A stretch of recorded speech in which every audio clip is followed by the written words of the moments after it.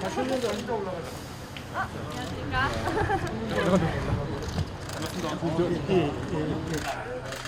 수고하셨습니다. 이틀째. 아, 이 의자를 이렇게 더 바뀌었죠? 네, 안녕하세요. 3, 2, 1, 하이, 큐! 네, 안녕하세요. 반갑습니다. 반갑습니다. 오늘은 저희가 다양하게 우리 청년들의 의견을 들어보는 방법으로 이제 이 메타버스 안에서 국민반상회라는 이름으로 한번 얘기를 해보기로 했습니다. 제가 사실은 이제 여러 가지 방식으로 좀 전에도 저희가 이제 청년 스타트업들 얘기도 들어보고 또 학생들 토론도 해보고 하는데 그래도 많이 부족하고요. 오늘은 국민 반상회 스타일로 한번 약간 아재 냄새 나지만 그런 방식으로 한번 얘기를 해보겠습니다. 여러분들이 말씀을 좀 해주시면 뭐 저도 의견도 있을 테고 부족한 부분은 우리가 연구도 해야 되고요. 특히 이제 오늘로 얘기를 끝낼 게 아니라 이제 이걸 정책으로 만들어서 가능하면 이제 상황을 바꾸는 정책, 집행할 정책으로 우리가 잘 만들어야 됩니다.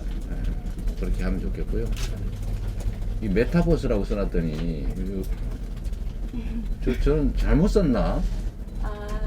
메타버스 그런 생각할 수 있는데 혹시 뭔 뜻인지 아세요? 메타버스 말씀하시죠? 메타버스라는 게 가상 현실에서 이제 미래 세대에서는 이제 가상으로 사람들이 가상 세계에서 일을 한다는 개념으로 제가 알고 있거든요. 그래서 그거는 이제 머이타버스고 이건 마이타버스예요. 네, 메타.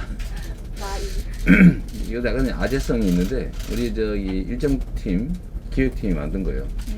그런 느낌을 주는 거죠. 네. 매주 타는 버스. 버스. 매주 타는 네, 경청 투어. 사람들 얘기 좀 듣고 전국 각지로 다니면서 한번 들어보려고 일부러 만든 겁니다. 왜 매일 안 타시고 매주 타세요? 매일 하려고 했는데 정말 훌륭한 질문이십니다. 저도 사실 매일 타고 싶었어요. 이렇게 전국에 아마 우리나라 선거제도가 도입된 이후에 한 번도 대통령 후보가 못 가본 지역들이 상당히 많습니다. 짧은 선거운동 기간에만 다녔고 또 그전에는 큰 도시 중심으로만 효율성 중심으로 다니니까 어디 저기 뭐 구석에 뭐 있는 작은 도시들 있지 않습니까? 그건 못 가는 거예요. 그래서 이번에 제가 거기 다 가보려고 하죠. 네, 그러려면 이제 이런 그 수단이 필요한데 매일 가면 더 좋은데 이제 소위 말하는 서울에서 그렇죠. 해야 될 일들이 조금씩 있어서 며칠은 이제 서울 캠프에서 하고 나머지는 또 전국을 다니고 매주는 다닌다 최소한. 늦었으면 최소한 매주는. 매월은 아닙니다. 그것만 해도 돼요. 네네. 그래요. 이제 각각 소개를 간단하게 할게요. 이렇게 돌아가면서 하겠습니다. 저부터 할까요? 네, 우리 간단하게. 네, 대학을 2번 간 이서희라고 합니다. 나이는 30살이고요. 그런 거 비밀 아니에요? 저는 비밀 알고. 저는 괜찮습니다. 아, 그래요? 네. 대학을 2번 가신 이서희 선생님. 네, 반갑습니다. 반갑습니다. 반갑습니다. 본인의 주요 특징도 얘기해 주면 좋을 것 같긴 해요. 저는 일단 요즘에 MBTI가 유행이잖아요. 그래서 MBTI를 제가 총 5번을 해봤는데 그 5번이 다 똑같은 게 나왔어요. 그래요? 특이하시네. 그래서 이게 정말 확연한 나의 성향이구나. 네, 저는 좀 성질이 좀 급하고 그래요? 네. 그러시네. 제가 ENTP로 나왔거든요. 네. 성질이 좀 급하고 좀 임근근에 뛰어난 저는 제 자신이 그렇다고 생각을 하고 있고요. 그리고 지금은 말을 천천히 하려고 굉장히 노력하고 있습니다. 그래도 빠르세요. 천천히 해보겠습니다. 저하고 비슷합니다. 네, 다음에 우리 안 선생님. 네, 저 이름은 강인구라고 하고요. 지금 사업하고 있는데 스타트업으로서 그러세요? 지금 부산에 이제 해운대 쪽에 사무실이 있고 공장은 김해에 있어서 지금 이제 스타트업 대표로서 여기 와서 후보님과 말씀 나누기 위해서 왔습니다. 어떤 스타트업 하세요? 지금 근적외선 기기를 이제 제조하고 근적외선 기기 근적외선 기기야. 네. 원적외선이 아닌 그쪽에서. 맞습니다. 근데 이거는 뭐 어떤 특장점이 있습니까? 이렇게 홍보 삼아? 일단 일단 사람들의 건강에 좋습니다. 아, 네. 원적외선보단 이제 훨씬 더 좋다. 아, 안전하고. 예, 그렇습니다. 자, 그러면 우리 네. 박 선생도 소개하시죠. 네, 저는 박원진이라고 하고요. 2년 전에 결혼해서 올해 2월에 드디어 출산을 해가지고 오. 8개월 된 남자아기를 키우고 있습니다. 네. 육아를 하시는. 네, 너무 예뻐요. 인정합니다. 저희 그 둘째 형님이 쌍둥이를 낳았는데 저한테 맨날 사진을 보내는 거예요. 야, 이쁘지 않니? 이쁘지 않니? 근데 저희 제가 어머니- 보니까 솔직히 객관적으로 저희 흔쾌히 어머니도 동의하기 어려워. 모든 사람에게 문자를 보내요. 막 그래. 맞아요. 오늘 이런 야 웃었다 이러면서 막. 그래서 아니 형님 이거 팔불출입니다. 상관없어. 그러면서. 그건 아니고 예쁘실 것 같아요. 네. 네. 민주 씨. 네, 안녕하세요. 저는 부산에서 예술을 하고 있는 그래요? 김민주라고 합니다. 예술? 무슨 예술 하세요? 저는 원래 시작은 연극으로 시작해서요. 아, 그래요? 지금은 성우 활동도 하고 있고 미술 전시회도 참여하고 미술도? 네, 그리고 예술 행동 퍼포먼스 등의 예술 무대도 함께 하고 있습니다. 이건 뭐 종합 예술인이시군요. 네. 훌륭하십니다. 여러분 여기는 뭐 아시겠지만 해운대라고 하나 좀 예쁜 바다가 있는 그리고 문화의 도시이기도 하고 해양 도시이기도 하고 대한민국 제2의 도시 부산입니다. 오늘은 이제 많은 분들이 청년들의 문제, 그 중에서도 일자리 얘기를 한번 해보자고 해요. 여러분들 큰 관심이 있는 부분인데 이제 각자 고민들 제가 한번 들어보고요. 제가 사실은 뭐 맞는 건 아닙니다. 맞는 건 아니어서 최종적인 답이나 해결책을 제시하지는 못하겠지만 일단은 저도 권한을 가질 수도 있으니까 그럴 경우에 구체적으로 어떤 일을 할 수 있는지를 한번 같이 의논을 해보려고요. 어쨌든 주제는 뭐 지역 청년 일자리 뭐 이런 거니까 뭐 자유롭게 아무나 의견 주시고 또 문제가 있으면 지적하시고 뭐 야단 칠 거 있으면 좀 야단도 치고 그렇게 하시죠. 네, 아무나 하시죠. 아무나. 성일점 먼저 제가 질문 드리도록 네. 하겠습니다. 원래 예정된 거는 이렇게 있었는데 양보하셨어요? 이렇게 제가 먼저 해도 되겠습니까? 상관없어요. 감사합니다. 할까요? 자, 먼저 하실래요? 자, 이렇게 아무나 하세요. 네, 그러면은 뭐 제가 먼저 해보겠습니다. 네. 제가 말이 제일 빠르니까요. 네. 저는 사실 대학을 2번 간 이유가 일단 취업에 직결이 되는 거죠. 처음에는 무역이라는 과를 전공을 했는데 부산이라고 하면 무역이 굉장히 갈 곳이 많지 않냐, 일을 하기 좋지 않냐라고 생각을 할 수는 있지만 네. 제가 무역학과에서 졸업을 하고 취업을 준비하면서 부산에 있는 기업들이 굉장히 좀 작은 기업이 많다. 네. 그리고 그 작은 기업들이 다 비슷비슷하다. 이런 생각이 들었어요. 네. 그래서 제가 실제로 일을 해보니까 뭐 급여나 복지 이런 것들이 제일 체감을 하고 스피드로 와닿는 부분인데 그런 것들을 봤을 때 제 미래가 좀 암울하다. 좀 좌절이 많이 들더라고요. 그런 것 때문에 또 조건에 따라서 이직도 하고 또 취직을 한 후에 잠깐 준비도 해보고 그랬는데 그렇게 해도 갈 수 있는 게 다 비슷비슷했어요. 그렇다 보니까 이제는 제 미래를 그릴 때 다시 거꾸로 되돌아보기 시작을 한 거죠. 이렇게 좌절스럽고 미래가 그려지지 않는데 다시 한번 내 적성을 생각을 해보자. 저는 좀 운이 좋은 케이스로 그래서 지금은 이제 하고 싶은 일을 준비를 하게 됐어요. 대학에 다시 가서. 그렇지만 이제 제가 직접적으로 느낀 거는 부산에 있는 이 기업들은 다 좀 소기업이 많고 네. 소기업이다 보니까 대기업과 뭐 복지나 급여 이런 것들이 굉장히 격차가 크더라고요. 그런 것들이 좀 크다라는 그런 기준이 바뀌지 않으니까 네. 내가 여기서 다른 걸 준비를 해도 또 비슷비슷하겠다.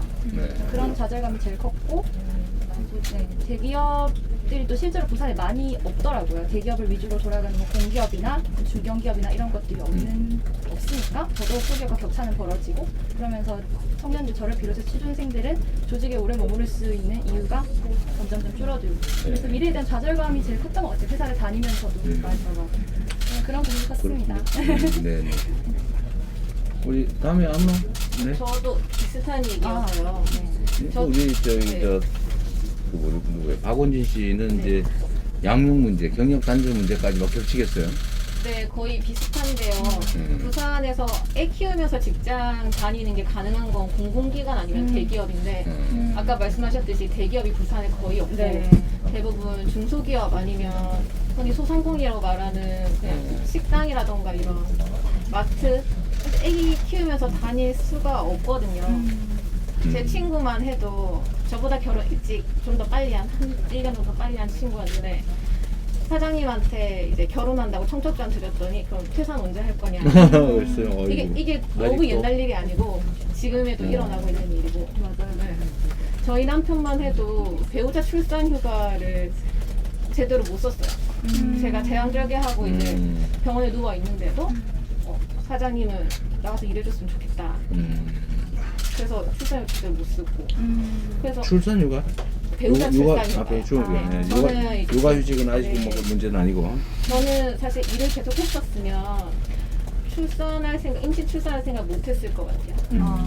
왜냐면 선배 중에 그런 선배도 잘 없거니와 네. 그런 모델도 잘 없고 지역에서 사실 보신 적 있으세요?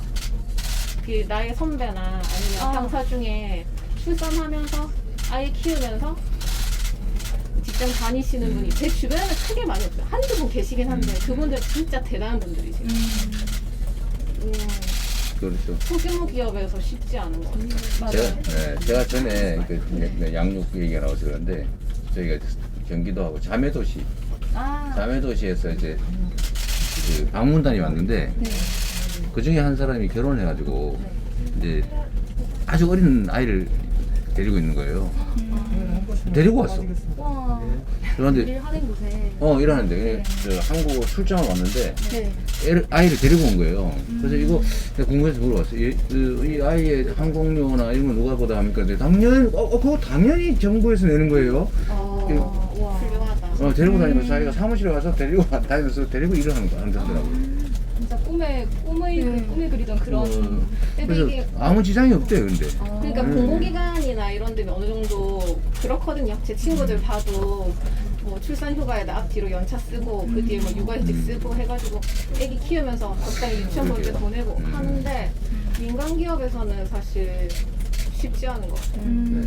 맞아요. 근데 이게 실제로 사람이 집에 아이 있고 어디 맡겨놓고 다니면 불안하고 그래서 사실은 일이 잘 안 될 수도 있는데 네.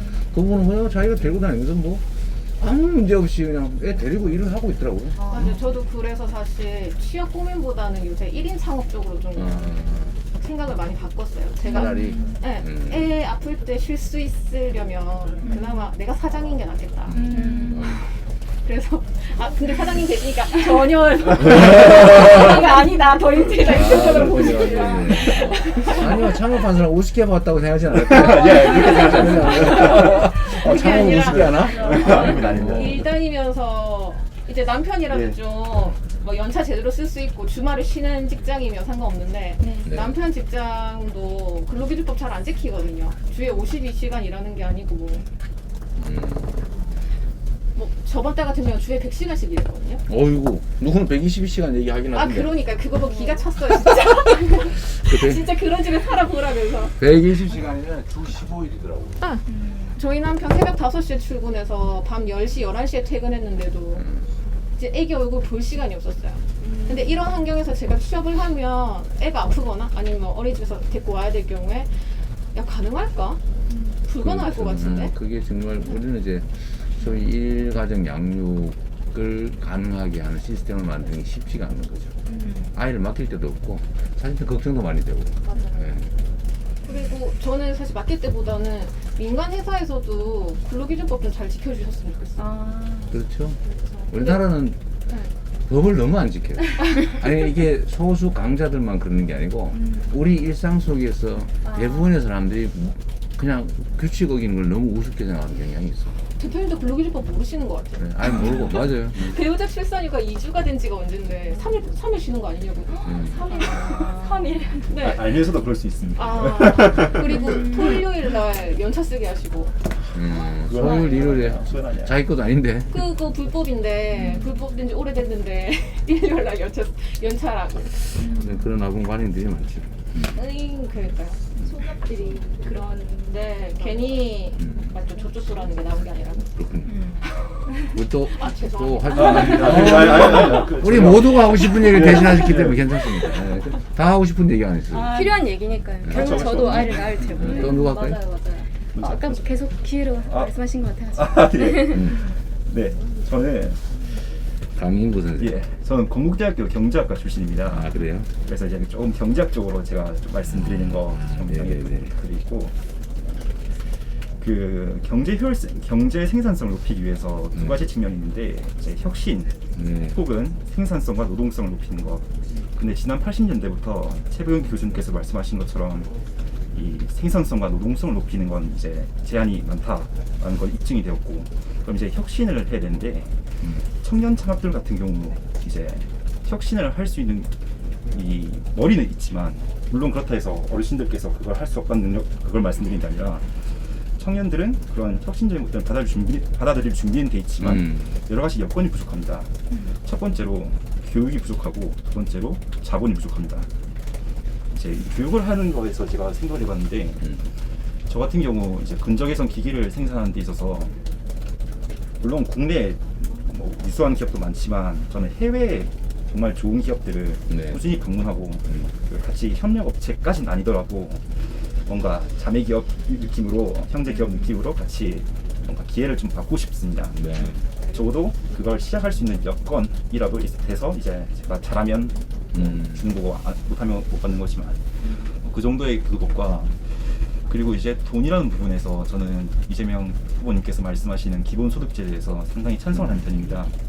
왜냐하면 이제 주 4일제, 지금은 주 5일제지만 주 4일제를 하고 일단 5일제 때 그 제가 뭐 예를 들어 10만 원, 20만 원 더 일해서 받는 거를 기본소득제로 받아서 그거 가지고 저는 저희 직원들과 그리고 저도 마찬가지로 같이 같이 뭔가 교육을 같이 받을 수 있는 그런 것을 가면 좋지 않을까 해서 저는 네. 부사님의 후보님의 그런 되게 그 정책에 대해서 찬성을 하는 편인데, 네.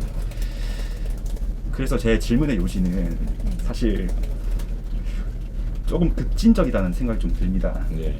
지금 이제 선별적으로 이런 것들을 지급해야 된다라는 지금 문재인 대통령님의 장관님도 그렇게 지금 말씀을 하시는데, 선별적으로 하지 않고 이 전체적으로 이걸 하는 것을 과연 후보님께서 대통령이 되신다면 이걸 실행하실 수 있는지 거기에 대한 의견을 좀 듣고 싶습니다.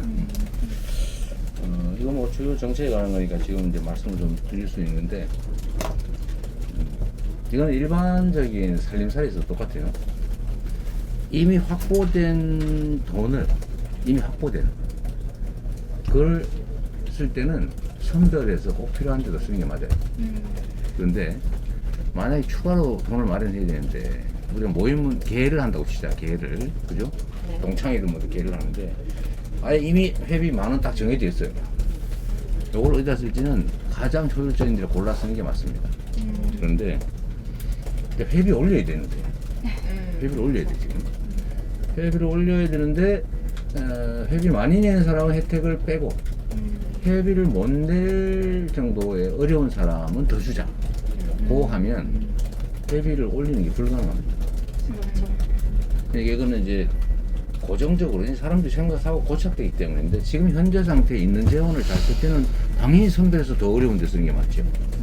근데 앞으로 우리가 이걸 동적으로 늘려야 된다라고 보면, 늘릴 때 이 두 분은 먹고 살만 하시니까 세금 많이 내시고, 이분은 어려우시니까 세금 내지 말고 혜택만 봅니다. 자, 이쪽 세금 내세요. 그럼 되겠냐고. 불가능해요. 이런 점 때문에 사회적 합의가 안 된다는 거죠. 이제 북유럽 같은 경우는 세금을 올리면 자기들이 받는 혜택이 늘어나는 걸 이미 체감적으로 알고 있기 때문에 그건 증세에 별로 반감이 없어요. 근데 우리는 세금 올린다고 10원만 올려도 난리가 납니다. 왜냐?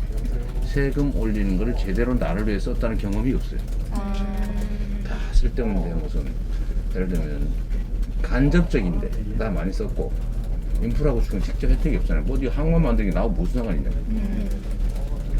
또는 예를 들면 뭐 저쪽에 저 산에다가 무슨 등산로 보수하는 게 나하고 무슨 상관이냐고. 그냥 그런 데 쓰잖아요, 그죠? 안 쓸 수 없잖아. 그러니까 그런 것에 대해서 이제 박탈감을 느껴서 증세를 정말로 싫어하거든요. 그래서 요거는 거둔 거 다 나눠드릴게요.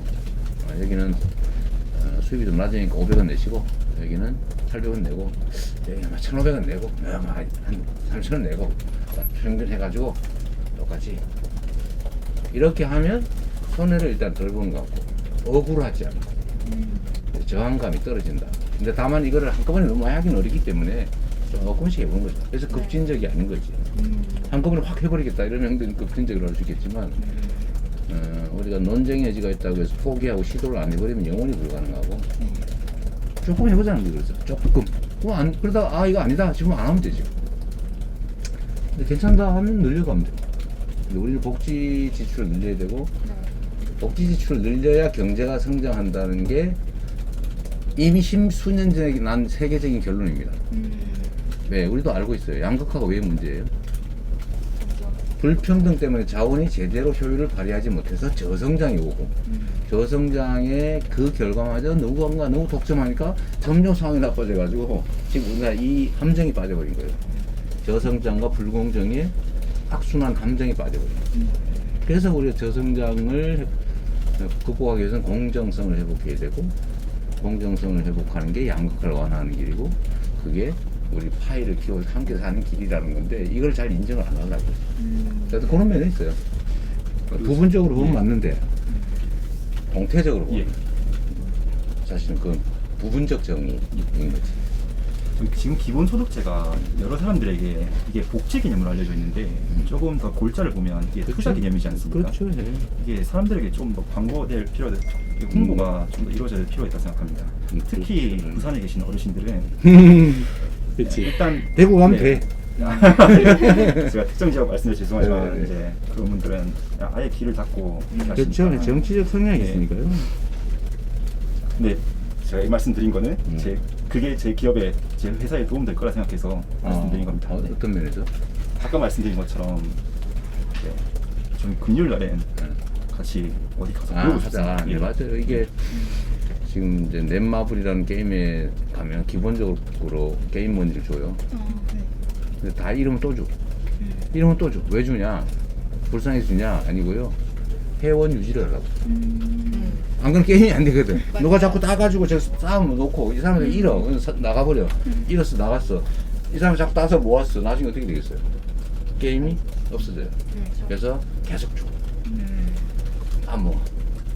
따모아가 저 의미 없잖아요. 그래서 계속 주는. 그게 기본소득의 개념입니다. 그때 그렇고요.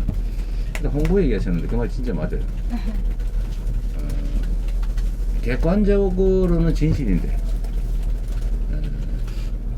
이 뭐라 그럴까, 이게 의식화 아니면은 고정관념, 세뇌 이런 것 때문에 제대로 판단 안 하는 경향들도 많이 생기죠. 그래서 신화도 많은 세상입니다. 정보가 많은 세상일수록 정확하고 팩트에게 많은 진실만 유통되는 사회 같지만 실제로는 신화가 많아요. 이 요새 젊은 남성 여성들 간의 오해도 상식적인 그런 것들이 꽤 있습니다. 난 그 중에 대표적인 게 그거라고 생각해. 20대 남성들이 여성 할당제 때문에 피해봤다. 폐지하자 이거 있잖아요. 실제로 여성을 위한 할당제는 거의 없고 성할당제예요. 특정 성이 30% 이하로 내려가지 않게 하자. 그래서 누가 혜택 보냐면 공무원 시험이나 이런 데서 남성들이 혜택 봅니다. 아, 오히려. 선생님들이나 뭐 공무원 시험에요. 거의 여성들이 돼요.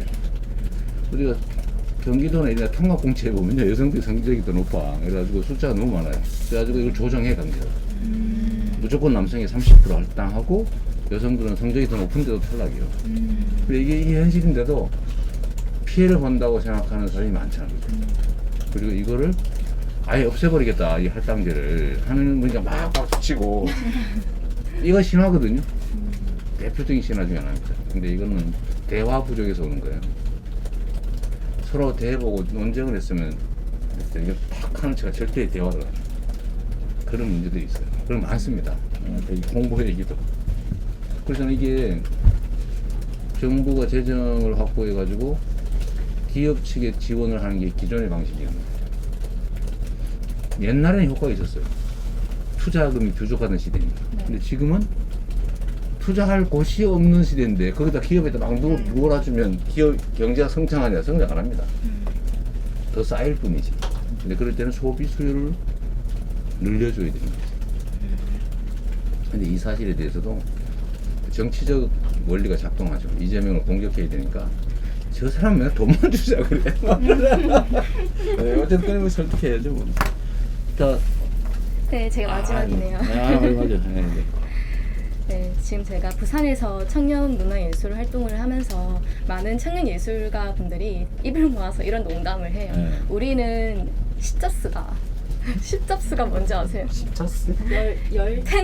10개의 직업이 있다고. 십잡스. 십잡스. 네, 엔잡스는 들어봤는데. 엔잡스만 엔잡스는 그 10가지 십잡스. 네. 조심해야겠어요. 네, 조심해야 돼요.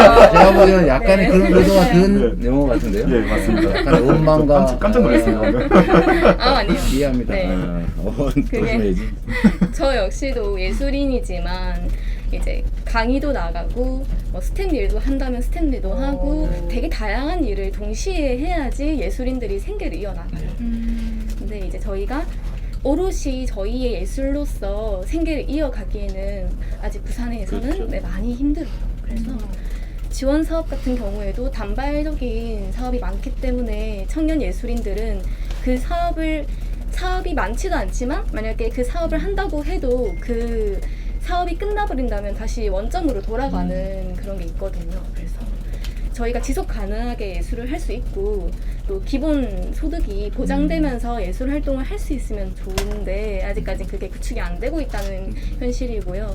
또 예술인들이 이제 자기 개발을 하고 연습을 할 수 있는 공간이 충분히 있으면 좋을 텐데 부산에서 그런 걸 공공기관이나 그런 곳에서 지원을 해주면 좀 더 예술인들이 자기 개발에 대한 발전이 있으면 좋지 않을까라는 생각을 해봅니다. 네. 역시 예술과 관련된 일을 하시니까 이 생각을 하시는 거예요. 맞아요. 저도 사실 이제 예술 부분에 대한 지원 사업을 제가 결정하잖아요. 뭐 시장도 하고 도지사도 하면서 네. 어떻게 할 건지 좀 더 뭐 효율적이고 좀 더 많은 사람이 참여하는 뭐 그런 것들을 연구를 하다 보니까 난 최종 결론은 뭐냐면 이 문화예술은 미래 산업의 핵심이다. 이제 인공지능이 대체할 수 없는 유일한 영역이 내가 보기에는 그렇죠. 네. 문화예술 영역입니다. 창의적 사고, 기발한 상상의 세계 이런 건 사실 컴퓨터 불가능하잖아요. 그리고 이 문화예술은 모든 사람들에게 도움이 되는 일입니다. 예를 들면 다른 데서 뭐 이래가 돈 벌고 그 사람이나 이해관계인만 혜택을 보는데 문화예술 활동은 마치 공기 같아서 모두가 혜택 보는 그런 공공성이 있더라고요. 근데 그런 면도 하나 있고 하나는 이 예술의 가장 본질은 자유 아닙니까? 네, 맞습니다. 자유로. 그래서 지원하되 간섭하지 않는다. 그 말도 김대중 대통령이 때 만든 말이긴 한데 뭔가 정해놓고 그 안에 살아보면 이미 죽은 예술이에요. 가능하면 여지를 다 열어주고 자유롭게. 그래서 이게 공모 사업도 해보니까 그것도 결국 정해놓고 시키는 거잖아요. 요 안에서만. 맞아요. 네. 근데 거기를 벗어나는 게 예술 문화 창인데 그래서 내가 마지막 생각해낸 게 예술인 기본소득입니다. 지원을 하는데 자유롭게 하고 싶은 대로. 그럼 무제한으로 할 수는 없고 일정 범위까지는 책임져 주겠다. 그러면 제가 문화인들한테 뭐 문화타운도 만들고 철거해야 되는 그 구도심 이런 데 있잖아요. 집 몇 채 사가지고 거기다 수리해가지고 뭐 예술인들 들어가서 뭐 가게라도 하면서 그림이라도 그려서 사시고 네. 이런 걸 하면서 생각해 보니까 그거보다 더 싸면서 효과적인 게 기본소득이더라고요. 예술인들 그래서 숫자 많지 않거든요.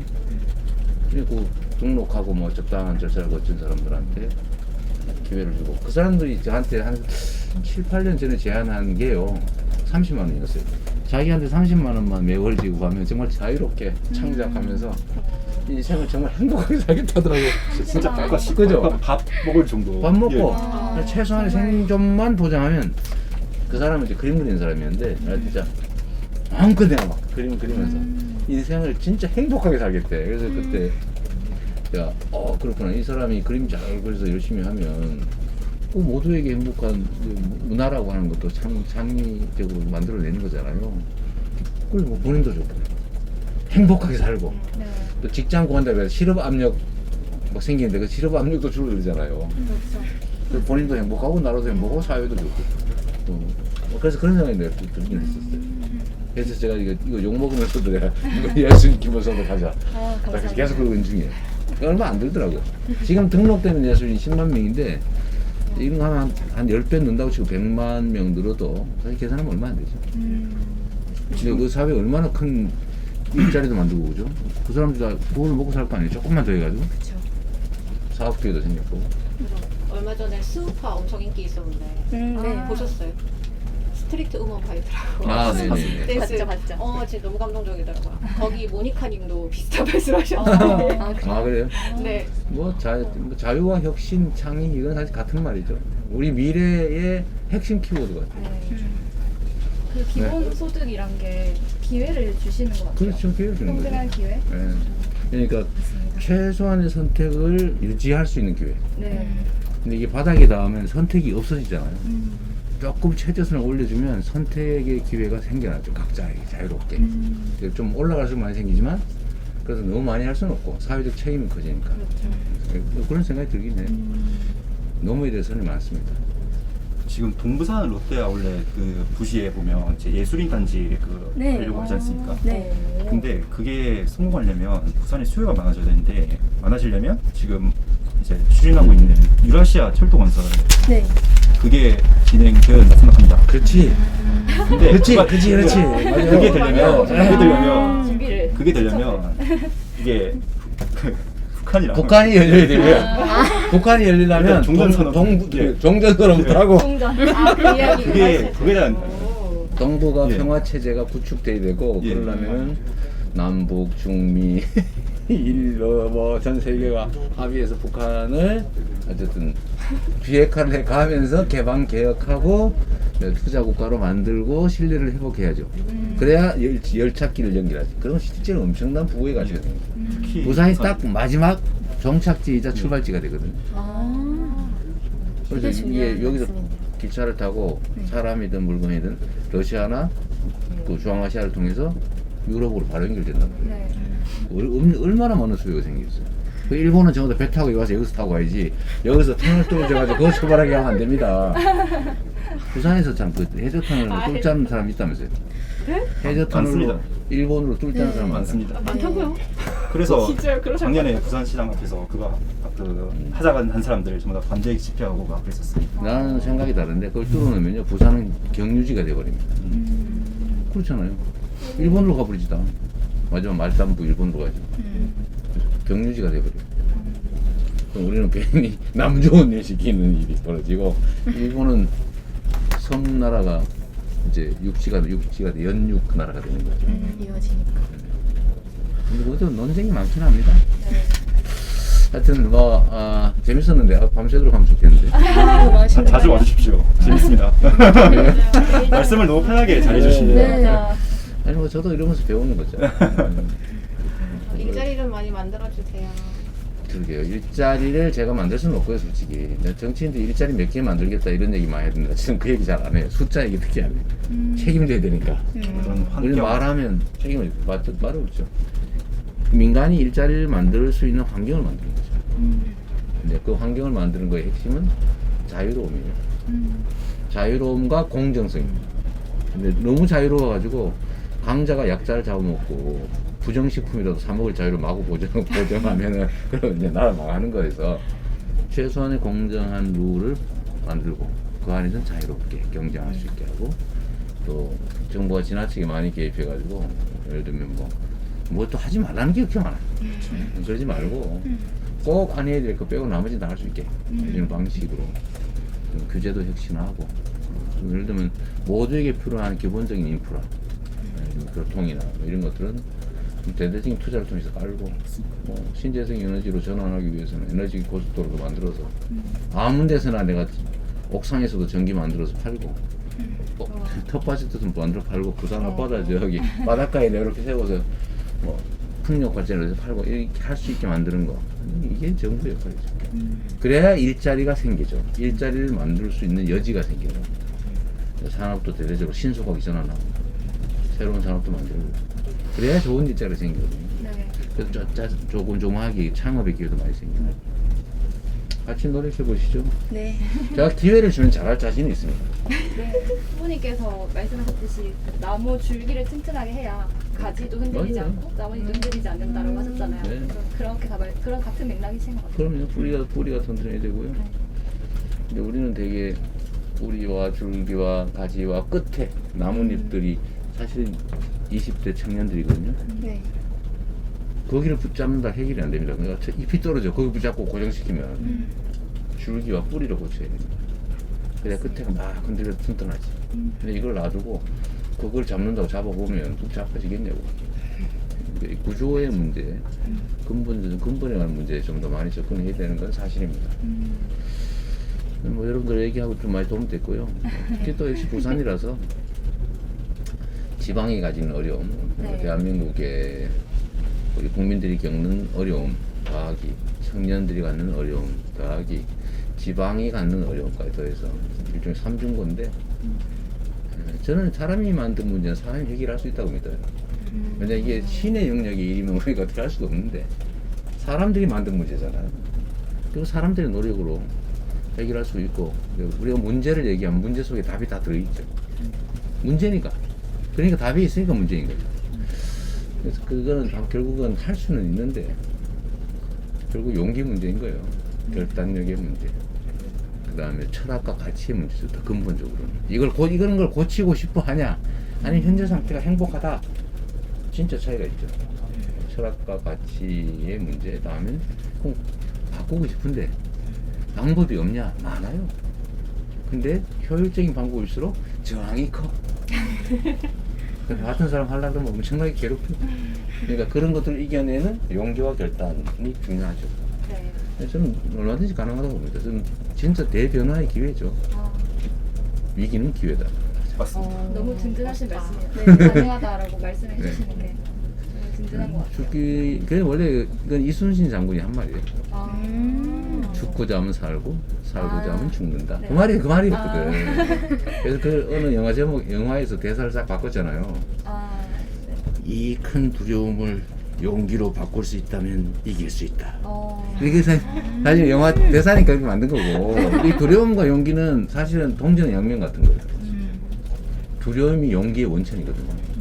그래서 이 두려움과 용기는 모든 사람이 가지고 있어요. 저보고 가끔씩 당신은 겁이 없는 사람이냐 이렇게 물어봐요. 아 정말요? 겁이 그런 없는 이미지. 그렇지. 근데 겁이 없는 사람은 없어요. 근데 겁이 없는 사람이 가끔씩 있어. 그건 정신질환자입니다. 겁이 날 상황에서 겁이 안 나면 그 정신 문제가 있는 거예요. 그리고 저는 그런 이상한 사람 아닙니다. 그게 아닌데 그 두려움을 의지로 이겨내는 거죠.